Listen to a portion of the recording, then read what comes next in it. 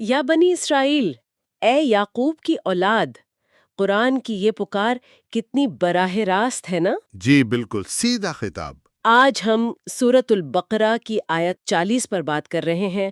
اللہ تعالیٰ بنی اسرائیل کو اپنی نعمتیں یاد دلا رہے ہیں اور ایک عہد پورا کرنے کو کہہ رہے ہیں۔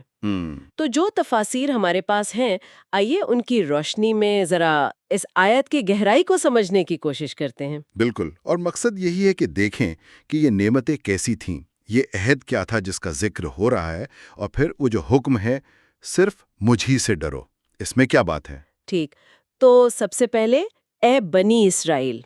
اسرائیل کون ہے؟ اکثر لوگ شاید صرف ملک سمجھتے ہیں۔ جی، یہاں مراد حضرت یعقوب علیہ السلام ہے۔ ان کا لقب تھا اسرائیل، مطلب اللہ کا بندہ یا اللہ کا چنا ہوا۔ اچھا، اور پھر فوراً ہی حکم ہے میری وہ نعمتیں یاد کرو جو میں نے تم پر کی۔ یہ نعمتیں یاد کرنے پر اتنا زور کیوں؟ کیا صرف ماضی کو یاد کرنا ہے؟ نہیں، یہ صرف ماضی کی بات نہیں ہے۔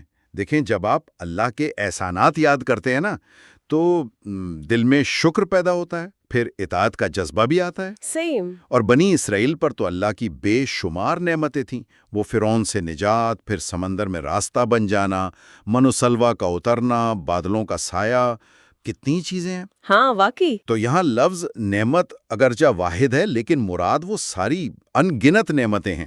یہ یاد دہانی اصل میں انہیں عمل کے لیے تیار کر رہی تھی۔ یعنی یاد کروانے کا مقصد شکر اور پھر اطاعت۔ ٹھیک ہے۔ اب آتے ہیں آیت کے مرکزی حصے پر۔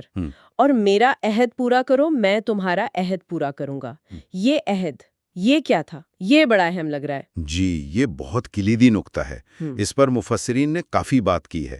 ایک تو عمومی مطلب ہے، یعنی اللہ پر ایمان لاؤ، اس کے حکم مانو۔ ٹھیک ہے، یہ تو سمجھ آتا ہے۔ لیکن کئی بڑے مفسرین جیسے ابن عباس رضی اللہ عنہ، وہ اس کا ایک خاص مطلب بھی بتاتے ہیں۔ وہ کیا؟ اور ان کی کتابوں میں تھی؟ بالکل، تورات اور انجیل میں۔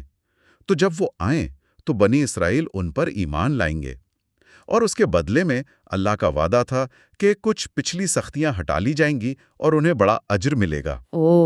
تو یہ عہد صرف ماضی کی بات نہیں تھی، یہ تو مستقبل سے جڑا ہوا تھا، ایک بڑی ذمہ داری تھی۔ جی ہاں، اور دوسری قرآنی آیتیں بھی اس عہد کے مزید پہلو بتاتی ہیں، جیسے نماز قائم کرنا، زکوٰۃ دینا، سب رسولوں کو ماننا، ان کی مدد کرنا، اللہ کی راہ میں خرچ کرنا۔ اور تورات کو تھامے رکھنا بھی؟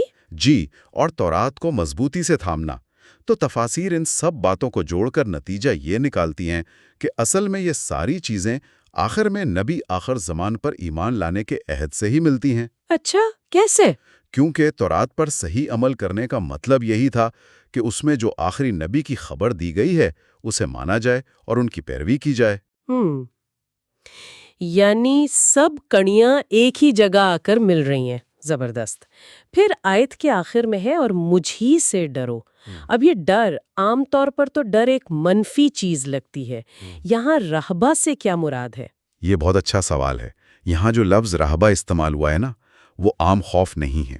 اچھا۔ تفسیر بتاتی ہے کہ یہ وہ ڈر ہے جس میں اللہ کی عظمت کا احساس ہو، تقویٰ ہو، اور اس بات کی شدید فکر ہو کہ کہیں اللہ کی نافرمانی نہ ہو جائے، خاص طور پر یہ عہد نہ ٹوٹ جائے۔ یعنی یہ ایک مثبت قسم کا ڈر ہے جو بچاتا ہے؟ بالکل، ایک تعمیری خوف جو غلط راستے پر جانے سے روکے۔ اور پھر الفاظ دیکھیں، وَإِيَّايَ فَارْهَبُونَ، اس میں خاص تاکید ہے کہ یہ رہبہ، یہ تعظیمی خوف صرف اور صرف اللہ کے لیے ہونا چاہیے، کسی اور سے نہیں۔ صحیح۔ تو اس آیت میں اللہ کا وعدہ بھی ہے، یعنی اجر کی امید، اور وعید بھی ہے، یعنی نافرمانی کے انجام کا ڈر۔ تو خلاصہ یہ ہوا کہ یہ آیت پہلے تو اللہ کی نعمتیں یاد دلاتی ہے، پھر ایک بڑے اہم عہد کو پورا کرنے کا کہتی ہے جو مستقبل کی نبوت سے بھی جڑا تھا، اور آخر میں صرف اللہ کا تقویٰ، اس کا تعظیمی خوف دل میں رکھنے کا حکم دیتی ہے، امید بھی اور احتیاط بھی۔ جی بالکل، اور آج کے لیے بھی اس میں بڑے سبق ہیں۔ ہمیں اپنی زندگی میں اللہ کی نعمتوں کو پہچاننا چاہیے، ان کا شکر کرنا چاہیے، اپنے وعدے پورے کرنے چاہیے، چاہے وہ ذاتی ہوں یا اجتماعی۔ ذمہ داریاں نبھانا۔ جی، اور امید اور خوف، یا کہہ لیں احتساب، کے درمیان ایک توازن رکھنا۔ یہ باتیں تو ہر زمانے اور ہر معاشرے کے لیے اہم ہے۔ یہ واقعی بہت اہم بات ہے۔ اچھا، تفسیر نے جیسے واضح کیا کہ عہد کی مختلف تشریحات تھیں مگر نتیجہ ایک ہی نکلا۔